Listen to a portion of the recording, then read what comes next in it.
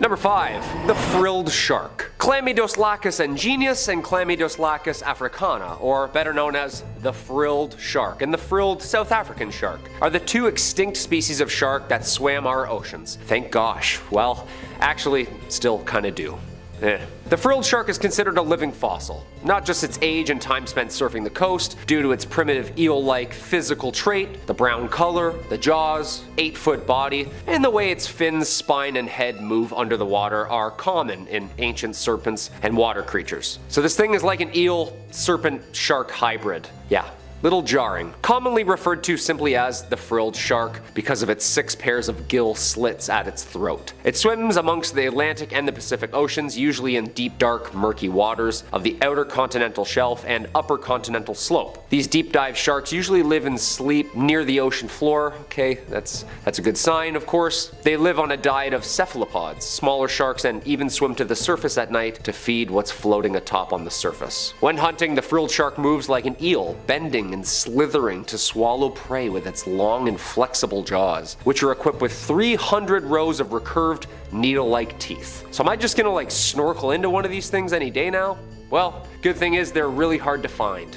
Like, really hard. Usually caught by accident in commercial fishing nets, usually at depths anywhere between 50 and 1,000 meters. So unless you're free diving at night, you should be okay. Yeah, they like it deep and dark. I'd say these things are already scarier than the Meg. It's like a shark but an eel-snake hybrid with a shark head and shark-size teeth. That sounds a bit scarier. Well, I mean, the Meg preferred warmer, shallower waters, so maybe this one's a tie. I don't know who's snorkeling 2 miles deep, but it's certainly not me, okay? In my opinion, I'd take a large great white over this dinosaur-looking thing slithering after me any day. Number 4. The fang-toothed fish. Ah yes, the Anoplogaster cornuta, or commonly known as the fang-tooth.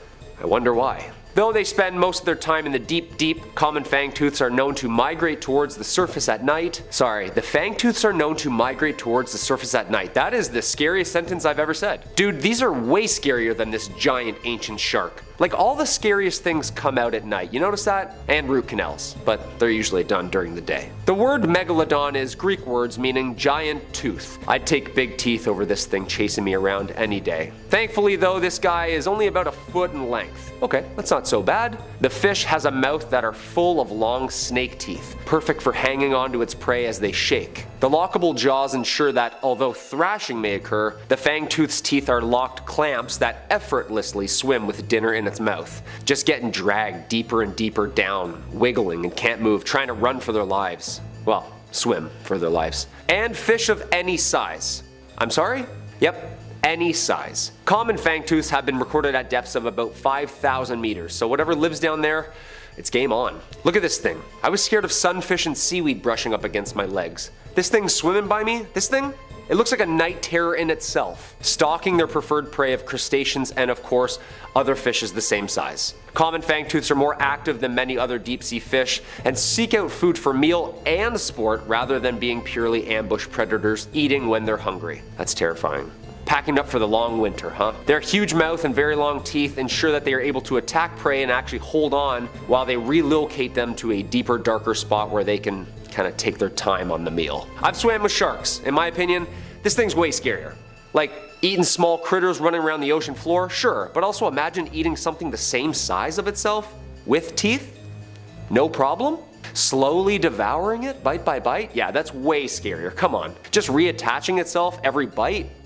Taking you along for the free ride? Yeah, that's horrifying. And number 3, the big fin squid. Of the genus Magnapinidae family, the big fin squid, or as I like to call it, this ocean alien with shoulders, belongs to a group of rarely seen cephalopods with a distinctive morphology, meaning they're really weird and rare. Magnapini meaning big fin, of course. The first record of us catching and looking at this family comes from a specimen talismani caught off the Azores in 1907. This was our first look at this bizarre fish, but due to the damaged nature of the find, little information could be extracted and was classified just as a squid. The problem is when you pull these things out of its atmosphere, it just looks like a piece of wet crinoline dress all of a sudden. Don't get the whole terrifying effect, you know? In 1956, a similar squid was caught in the South Atlantic, but during the 80s, 2 specimens were found in the Atlantic, then 3 more were found in the Pacific, and eventually the creatures found a place amongst the books as its own species, entering the family Magnapinidae.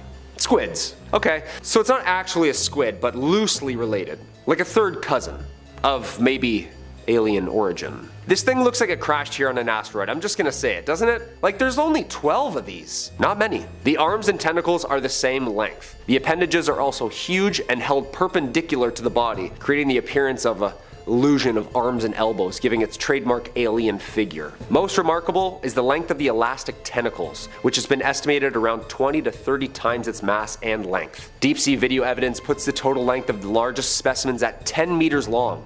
Yeah, that's 2 trucks. Close-ups of the body and head show us that the fins are extremely large, being proportionately nearly as big as those of a big fin squid. Hence, the comparison. While they do appear similar, no specimens or samples of the adults have been taken out of the water yet, leaving their exact identity, bodily functions, and internal organs a mystery.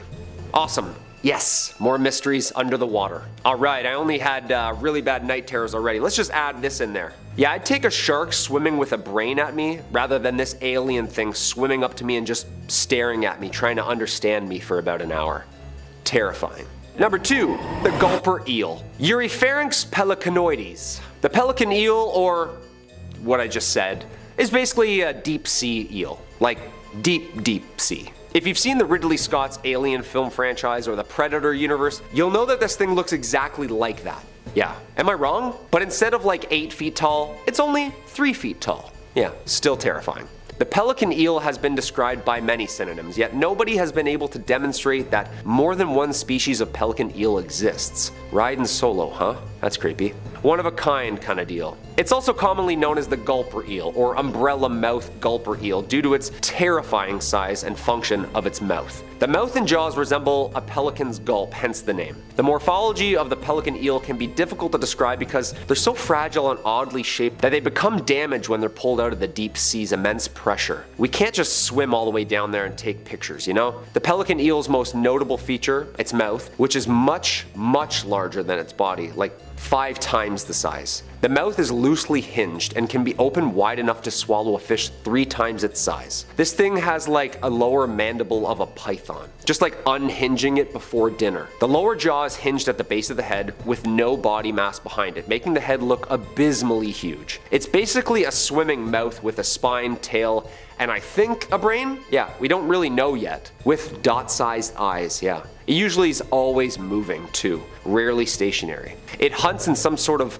folded state. The pelican eel's mouth has the capability to change to an inflated shape when hunting, giving the mouth its notably massive appearance. Dude, the mouth unfolds like the James Webb telescope. Like 100 working parts. Technically, it's like a geometric shape unfolding as a mouth, followed by stretching, like a cootie catcher. Remember those? This thing eats like a cootie catcher. When the pelican eel is in pursuit of its prey, it slowly starts unfolding itself. Imagine this thing's trucking behind you, unhinging its jaw, slowly the closer it gets. The head and jaw structure unfold and spread horizontally, not vertically. Okay, that's scarier all of a sudden. The unspreading event, or as I like to call it, lunch, is followed by the inflation of the mouth from a stretchable skin of the head, which it feeds on prey. Then, water's expelled via the gills. Okay, so it's basically a large strainer, and after it eats, it blows itself out, releases all the water back into the water.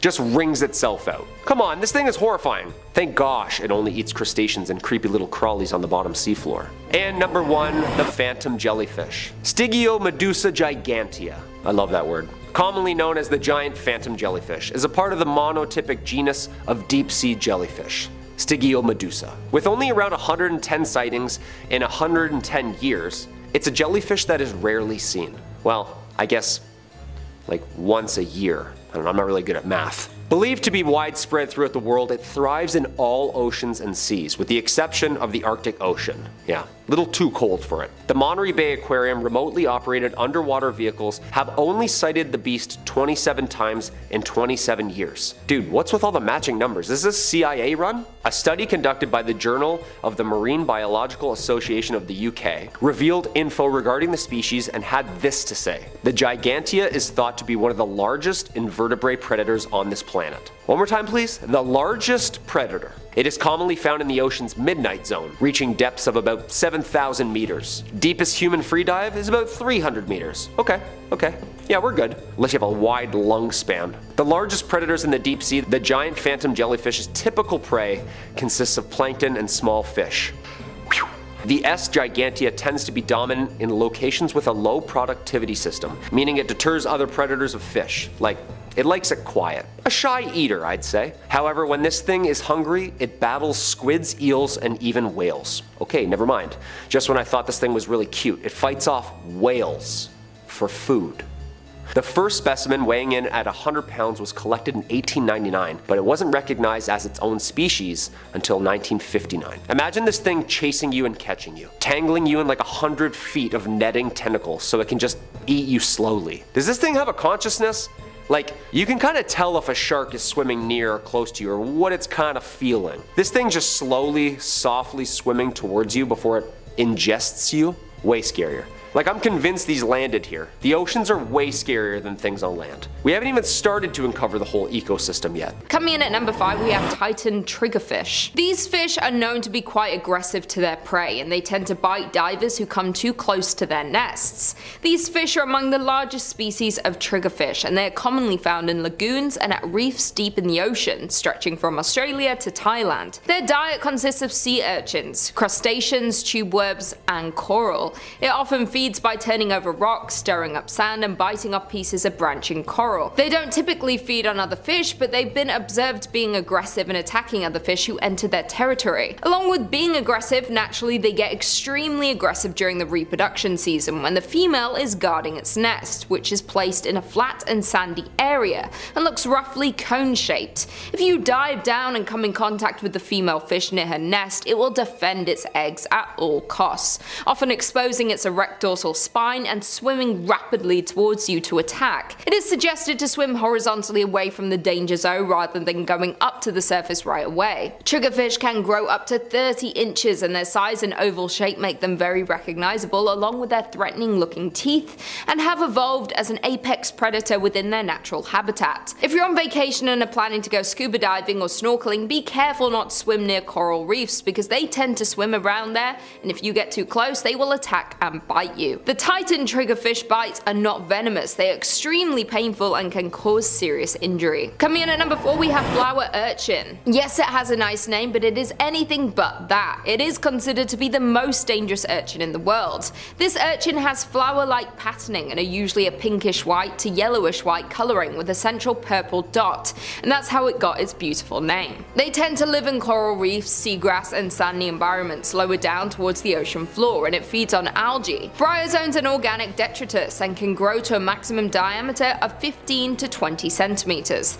They reside from Japan all the way to Australia and in the Red Sea to the East African coast. Flower urchins are among the numerous species of sea urchins known as collector urchins, and they often cover their upper body with debris from their surroundings to camouflage from others. They're usually covered in objects like dead coral fragments, shells, seaweeds, and rocks. If you just simply touch this creature, it can deliver excruciatingly painful stings that can result in hospitalization. It can cause paralysis of the tongue, lips, eyes, and muscles, faintness, difficulty breathing, and the inability to speak. A scientist named Tsutomu Fujiwara, who was once stung by the flower urchin, described feeling like he was going to die. So when in the ocean, beware of your surroundings and make sure not to touch this urchin. Another account of someone being stung by these dangerous creatures was the drowning of a pearl diver after being rendered unconscious from accidental contact with a flower urchin. Again, if you're going to be swimming, snorkeling, or deep sea diving in the ocean, be very careful you don't come into contact with these beautiful yet dangerous creatures. Coming in at number 3, we have the blue ringed octopus. This creature is beautiful looking and easily recognizable due to their yellow skin and blue and black rings, but it's one of the deadliest species of small octopus in the ocean,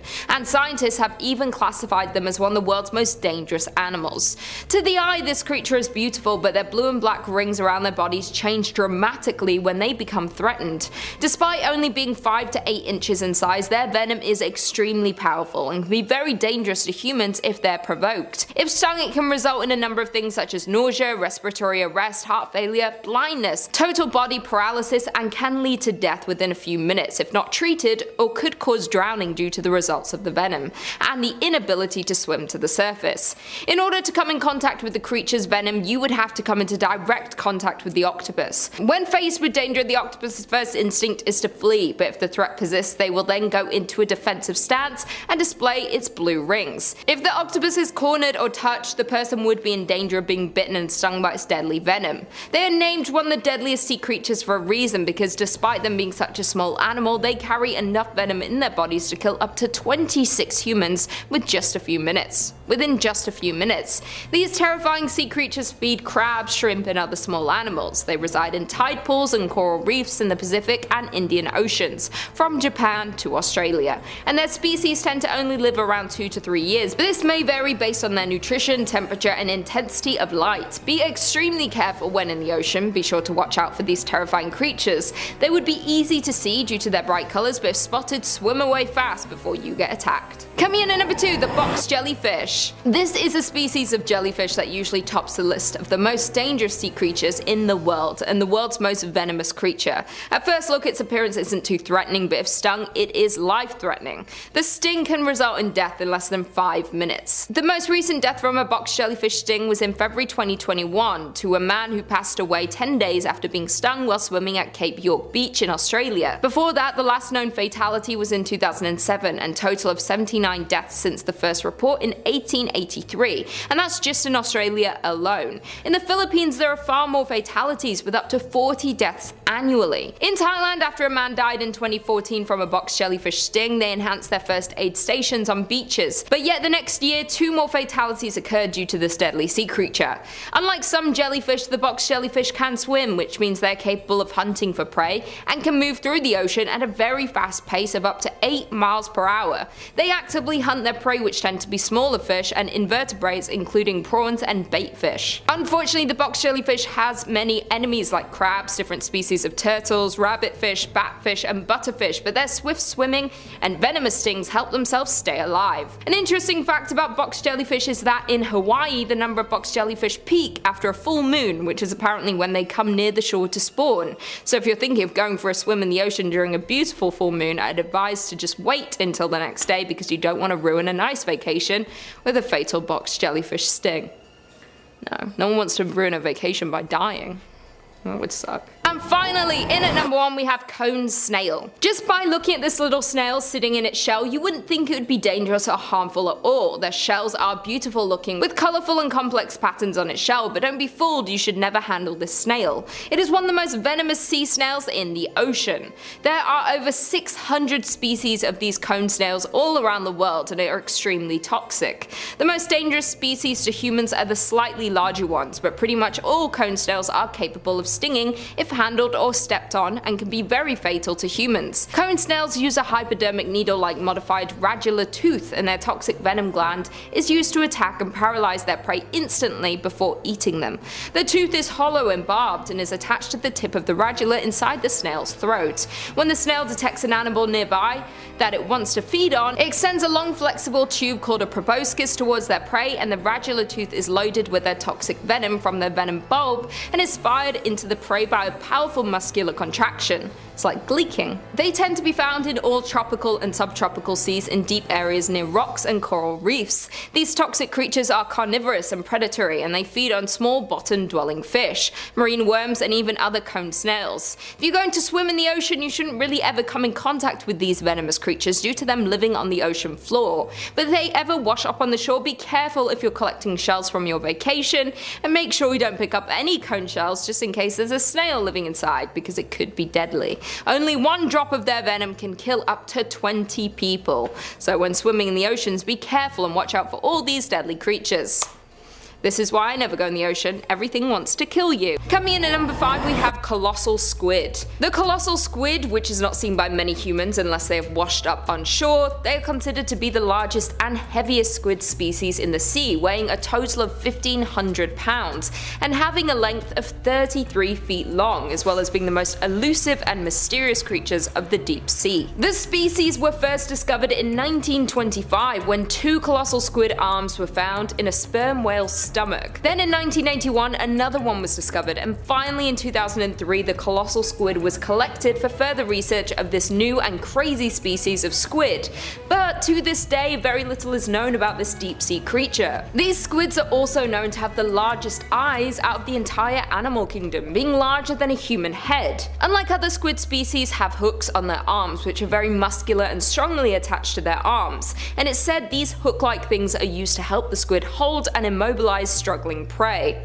Sounds like a horror movie death to me. Due to them being so far down in the sea, little is known about them and their behaviors, but what is known is that they prey on sperm whales. Yes, these creatures are fearless. They see a massive whale and say that's breakfast, which is terrifying. Only a few have been caught, and those couple that have been put on display at the Museum of New Zealand in December 2008. So if you're planning a trip to New Zealand, I would definitely suggest going to see this massive specimen, because the likelihood of you coming into contact with this squid while swimming is slim to none. But then again, why would you ever want to get close to this thing while going for a swim? Coming in at number 4 we have Atlantic wolffish. The Atlantic wolffish comes with a lot of nicknames, otherwise known as the Atlantic catfish, sea cat, wolf eel, ocean catfish, sea wolf, and the most fitting, the devilfish. Their blue-like appearance makes them stand out from many of the other fish species in the deep sea.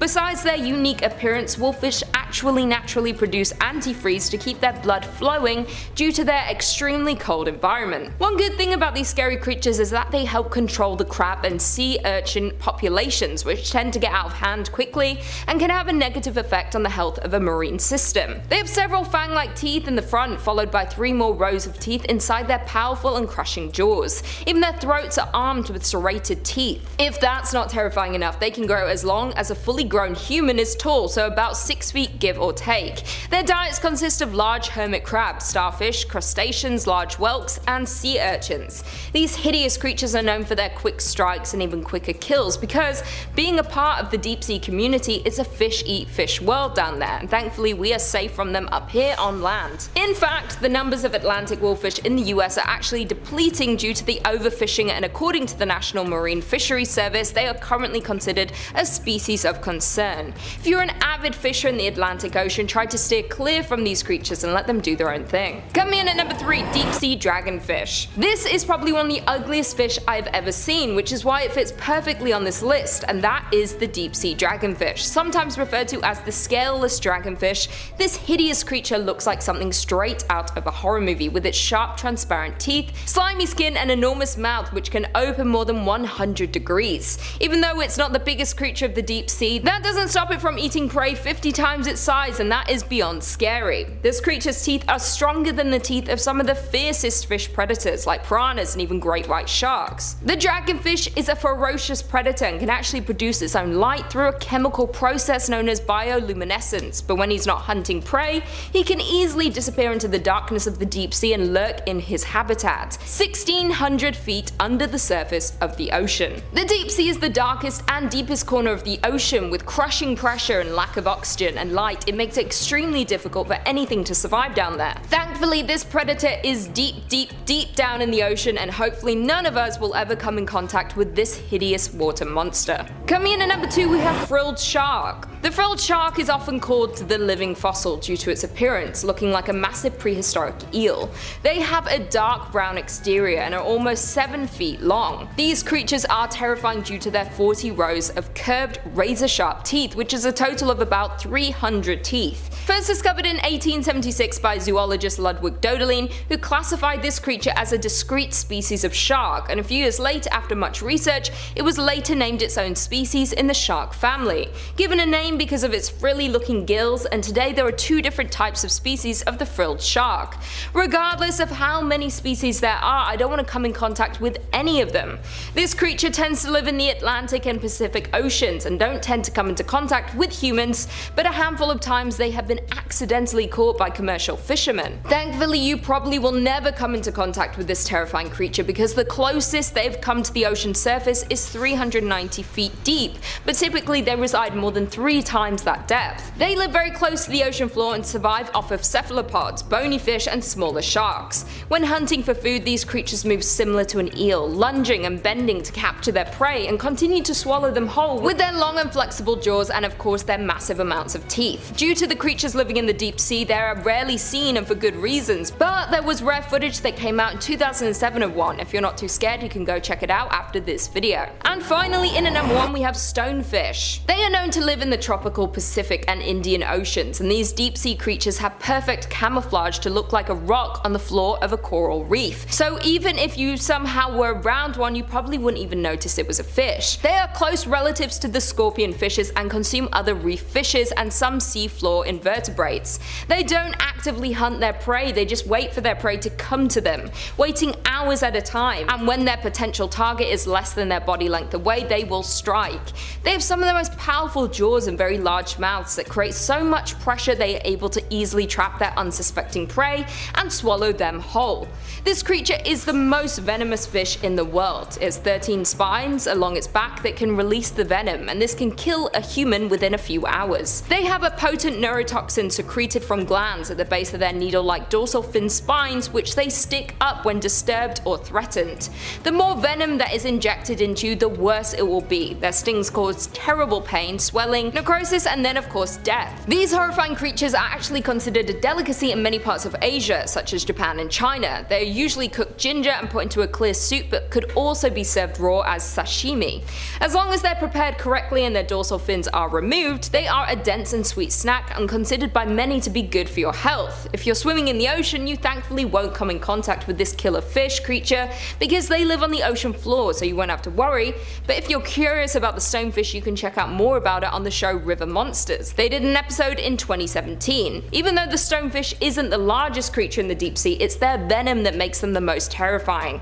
They don't use their venom to catch prey, but it's quite effective when they are threatened and can turn away even the strongest potential predators. Number 5. Dagon and the Deep Ones. Coming up first on our list is a multifaceted entry with Dagon and the deep ones who worship him. They kinda go together. What is a deep one? It's not a sea monster that went to first year philosophy and is always trying to wax poetic, but rather a deep one refers to a race of amphibious, humanoid-like ish sea creatures closely resembling creatures like frogs or axolotls. If you've ever seen Hellboy's Abe Sapien or the monster from Shape of Water, those monsters are actually a pretty good representation for what a deep one should look like. Deep ones get their name from their homes, deep beneath the sea, obviously, where they live out their cold, often miserable lives.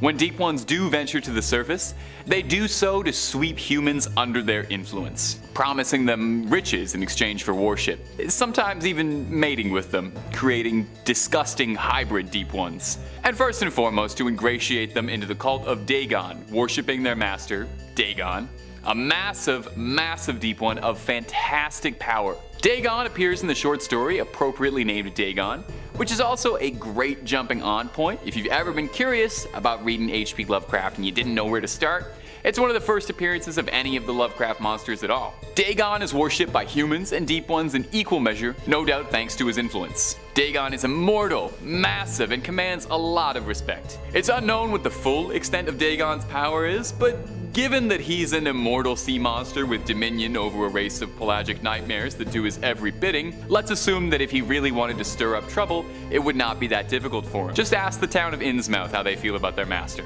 They've got nothing but positive things to say, I'm sure. And hey, while I got you here, if you're liking what we do, we'd always appreciate a subscribe our way, and you'll catch the best horror videos in your inbox every single day.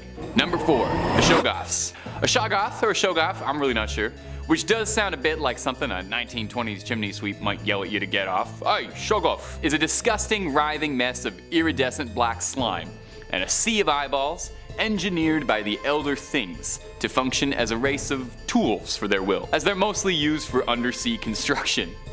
They're amorphous, shape-shifting monstrosities, able to mock and reflect all matter of organ and life. A shoggoth is capable of molding itself however it needs to see fit to accomplish its dark dealings, which make them the perfect tools for the Elder Things. Now, the first generation of shoggoths were brainless husks, solely driven to appease their masters.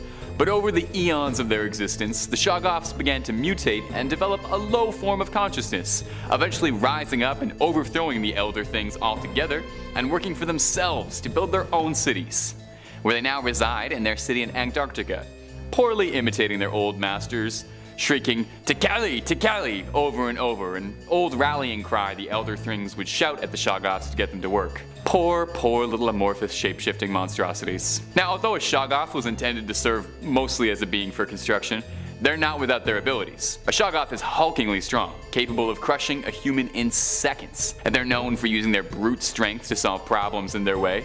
For example, the shoggoth that makes an appearance in the Mountains of Madness crushes an entire rookery of penguins that was in its way beneath its mighty weight. While the shoggoths don't seem to have any higher goals or aspirations, they've shown themselves to be threatening enough that if crossed, you'll regret ever dismissing them as nothing more than tools. Number 3. Yuganollak. Yuganollak is colloquially known as the Defiler and is more properly known as the god of depravity and perversion, which is just about the worst way you can introduce yourself on a first date. Yuganollak isn't just into human perversions. Oh no. This wretched great one has its sights set on something much bigger than anything our little human brains could conjure up. Yuganollak is after depravity on an incomprehensible scale. That's a word that gets thrown around a lot in the Lovecraft mythos, incomprehensible. Yuganollak's true form is unknown, as it seems to exist in a state outside of a physical body. But when it's looking to pursue some of its disgusting pleasures, it always acquires a human host. And when it takes a human host, it warps its body into a wretched, grotesquely obese form, lacking a head or a neck, and featuring a mouth in the palm of both hands. And I cannot imagine that it is getting up to anything good with those palms.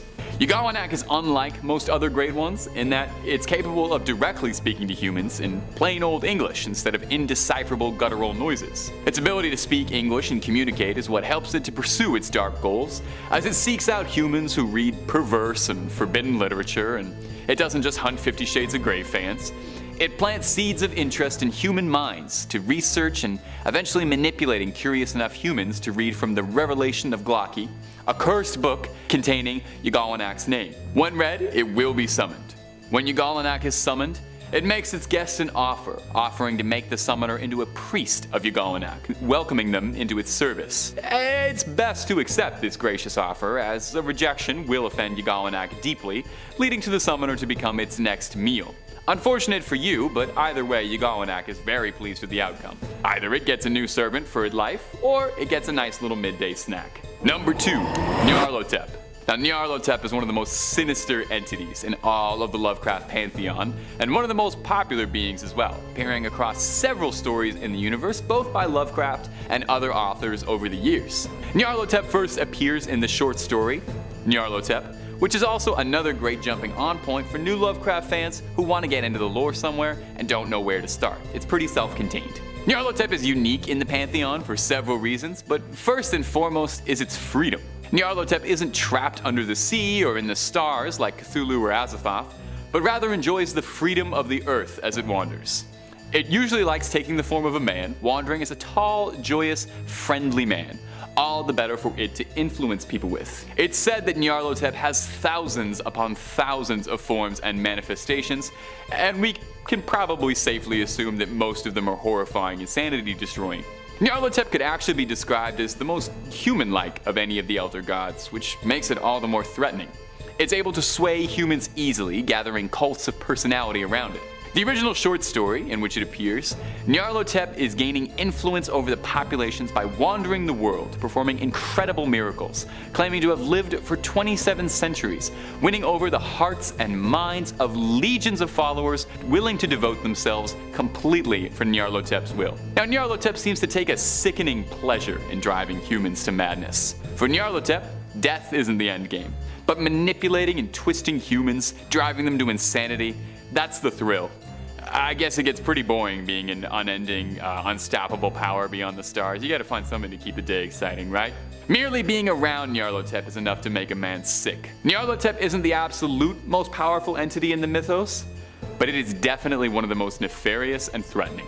Number 1, Yog-Sothoth. Oh, it doesn't even feel good saying that coming out of the throat. I shouldn't be talking about stuff like this. This is above my pay grade. Yog-Sothoth is a horrifying, unfathomably powerful god, and one of the most powerful gods in the whole mythos. If there's one big takeaway from H.P. Lovecraft's mythos, it's that there's always bigger fish up the food chain. We are so insignificant compared to everything else in the cosmos, but we think ourselves so important. We, the beastly fools of mankind, are dwarfed by the radiant greatness of Cthulhu, but Cthulhu himself is dwarfed by creatures like Yog-Sothoth. Yog-Sothoth, or Yagi as his close friends like to call him, is the embodiment of all time and space across the multiverse. Yog-Sothoth, like most gods in the Lovecraft pantheon, is an indescribable horror beyond human comprehension, and like Nyarlathotep, is known to be able to manifest and take several avatars to better serve its needs. But its most common form is described as that of being a massive, fractally glowing